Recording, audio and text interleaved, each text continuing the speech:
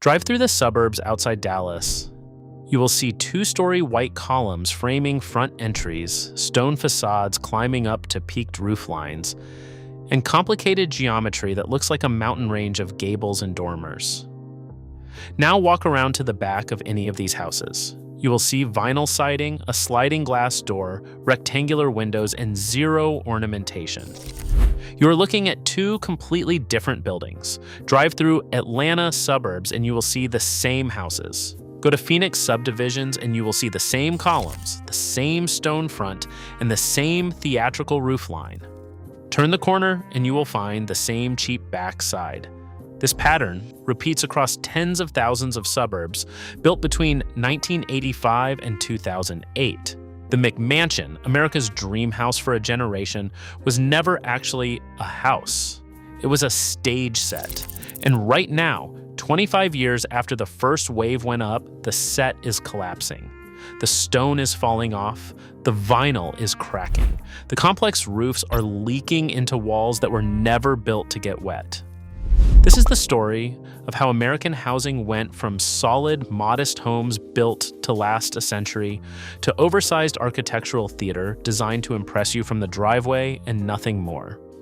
The first generation of owners is discovering what happens when you build a house like a movie set. Eventually, someone has to pay to keep the illusion alive.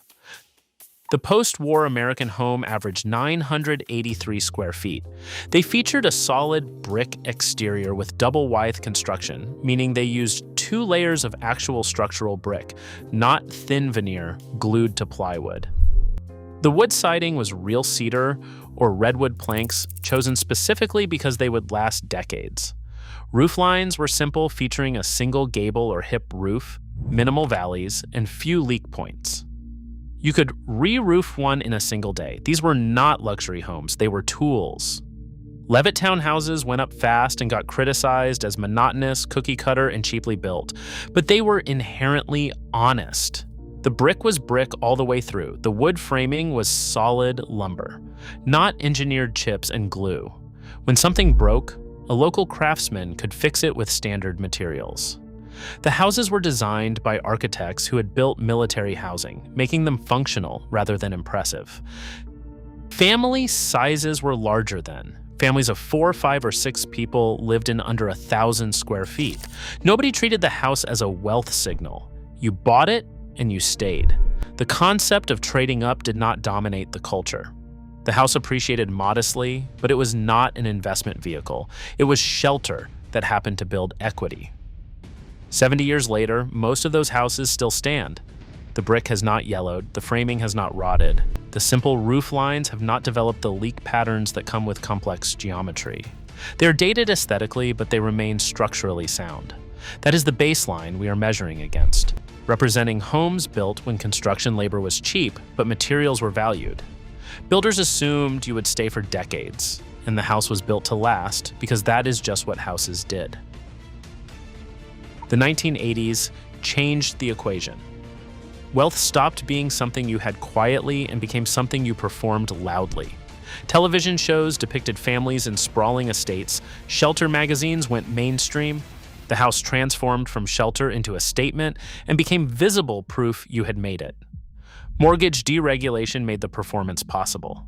Debt-to-income ratios that would have disqualified buyers a decade earlier suddenly became standard. People could borrow amounts that seemed impossible in 1975. The money was there. The only question was what to build with it. Developers discovered something crucial. Construction costs do not scale linearly with size, but sale prices do. A 3,000 square foot house does not cost twice what a 1,500 square foot house costs to build, but you can sell it for twice as much, or maybe more. The incentive became obvious to build bigger, not better. Brick construction disappeared almost overnight. Solid masonry requires skilled masons and time. The industry pivoted to stick framing, utilizing wood studs, plywood sheathing, and exterior cladding applied like a skin. This method was dramatically faster and dramatically cheaper. It was fundamentally less durable, but that was a problem for later. New materials made the transformation possible. Oriented strand board replaced solid plywood. Engineered joists replaced dimensional lumber. Thin stone veneer replaced structural stone. Synthetic stucco replaced real stucco. Vinyl siding replaced wood. Each substitution looked similar from a distance, but cost a fraction and lasted half as long. The genius move was facadism, which meant concentrating all the impressive materials on the front elevation. The face the street sees gets stone veneer, detailed trim, and elaborate windows. Everything behind that front wall gets the cheapest code minimum materials available. You are not building a house, you are building a front facade and attaching the cheapest possible shelter behind it. Developers could now charge $400,000 for something that cost $120,000 to build, as long as it looked like an estate from the driveway. The McMansion was born, not from architectural tradition, but from a profit calculation dressed up as the American dream. The columns are not holding anything up. They are hollow fiberglass shells, sometimes polyvinyl chloride, and sometimes synthetic composite, wrapped around steel posts or just filled with foam. Classical columns have specific proportions, structural purpose, and historical meaning. McMansion columns are merely stage props. The load above them is carried by hidden beams. The columns exist purely to suggest the presence of something substantial while supporting absolutely nothing.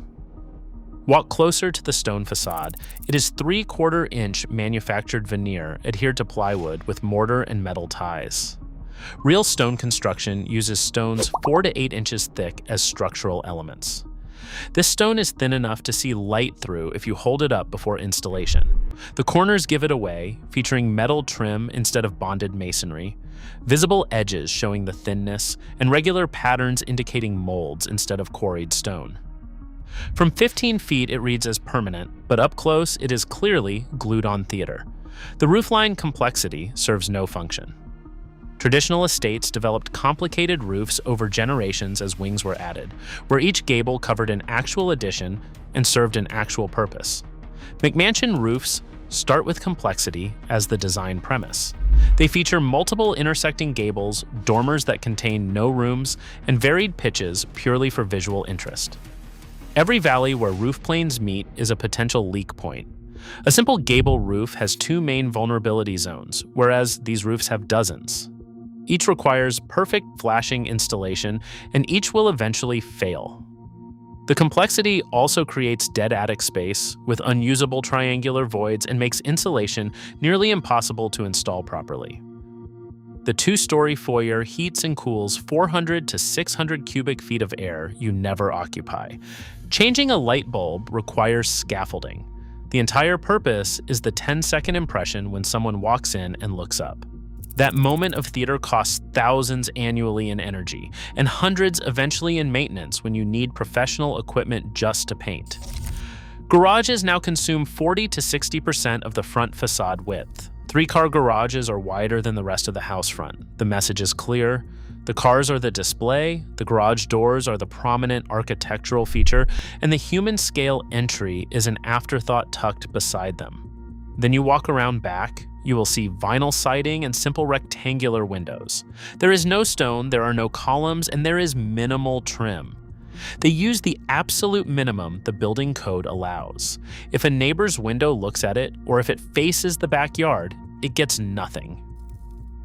This is not cost-saving across the board, it is highly intentional.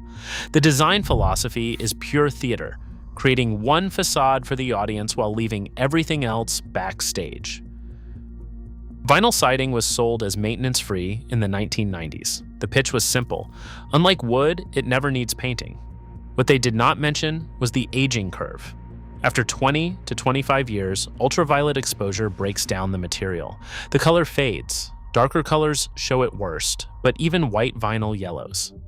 This is not surface dirt you can wash away, but chemical degradation in the plastic itself. The material becomes brittle. Thermal expansion and contraction cause warping and cracks appear. The surface develops chalking, which is a powdery residue from molecular breakdown. Homes that looked crisp in the year 2000 now look dingy and aged in ways that cannot be cleaned or repaired. You cannot paint vinyl effectively. The only fix is complete replacement, requiring stripping the entire exterior skin of the house and starting over. Synthetic stucco created an even worse problem. The exterior insulation and finish system was everywhere in the 1990s. It featured foam insulation boards glued to sheathing, covered with synthetic mesh and an acrylic coating.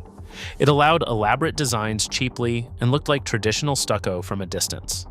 But water that got behind it, through any crack around windows or at terminations, stayed trapped behind the impermeable foam layer. The plywood sheathing beneath stayed wet and completely rotted. By the late 1990s, class action lawsuits hit. Entire subdivisions in the southeast had to be resited. The system failed catastrophically when moisture entered because there was no path for it to escape. The wood structure behind the pretty exterior was literally dissolving. Oriented strand board sheathing swells when it gets wet and does not return to its original dimensions when it dries. The strand structure degrades with repeated moisture cycles. Complex McMansion roof lines leak at all those valleys and flashing points. And when water hits oriented strand board roof decking, the deterioration accelerates. Floors built with oriented strand board subfloors feel springy after 15 years in humid climates. Wall sheathing telegraphs waves through siding when the oriented strand board behind it swells from moisture infiltration. Sheathing deterioration is systemic. The stone veneer starts falling off, the mortar bond fails, and the metal ties corrode. 25 years of thermal cycling and moisture behind the veneer causes delamination. Stones detach, sometimes falling, sometimes hanging loosely, but they are always dangerous. You cannot reattach just one stone. The failure indicates systemic problems, meaning you are removing and reinstalling entire sections. Stone veneer failures are rarely isolated. Everything hits its end of life simultaneously because it was all installed at the same time. Roofs rated for 30 years fail at 15 on south-facing slopes. Composite decking from the 1990s sags and grows mold despite being marketed as maintenance-free. The windows fail. The heating, ventilation, and air conditioning systems die. Unlike the 70-year-old brick houses that age gracefully, these houses look terrible when they age because every material was chosen for its ability to look good initially, not to last. End-of-life effects cascade across systems. The market data tells the story plainly. McMansions sit longer than comparable homes in most metro areas. Days on market stretch, while smaller houses in walkable neighborhoods move fast. Appreciation rates lag. Some exurban subdivisions show flat growth when adjusted for inflation, which is unprecedented in markets where everything else climbs. Millennials watch their parents struggle with maintenance costs on overleveraged houses during 2008. They came of age, seeing McMansions as symbols of a crisis rather than success. Now they are the largest home-buying cohort, and their preferences run opposite to everything the McMansion represents. They will trade size for location. 1,200 square feet in a neighborhood with cafes and parks beats 3,000 square feet, requiring a car for everything. Smaller households make four-bedroom houses functionally excessive anyway. The maintenance equation matters heavily now. Larger homes mean higher utilities, more to repair, and more to clean, with rooms that sit empty feeling like a burden rather than an achievement. Material authenticity registers with a generation that values craft. They spot fake stone and hollow columns as inauthentic theater. Renovation culture taught them to recognize quality, and they know real wood from veneer and solid construction from hollow. Current owners face the maintenance cliff. Roofs, siding, decks, and heating systems are all failing simultaneously. Replacement costs have skyrocketed, but values have not kept pace. Owners must either invest $50,000 to $100,000 in maintenance on a home that may not appreciate accordingly, or sell into a skeptical market. Neither option feels good. Some subdivisions enter visible decline. Deferred maintenance multiplies across properties, and rental conversions increase. The McMansion gets caught in a no-man's land. They are too expensive for first-time buyers, not nice enough for luxury buyers, and have the wrong size and location for the generation that should want them. The dream did not just end. It is rotting visibly, and the people who bought in are holding the bill. The hollow column says it all. It was never meant to hold anything up. It was only meant to impress you in the driveway.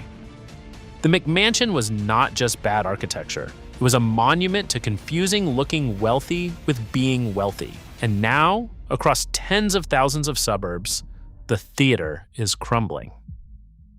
The stone veneer delaminates, the vinyl cracks, and the complex roofs leak into walls never built to get wet. The bill is finally coming due.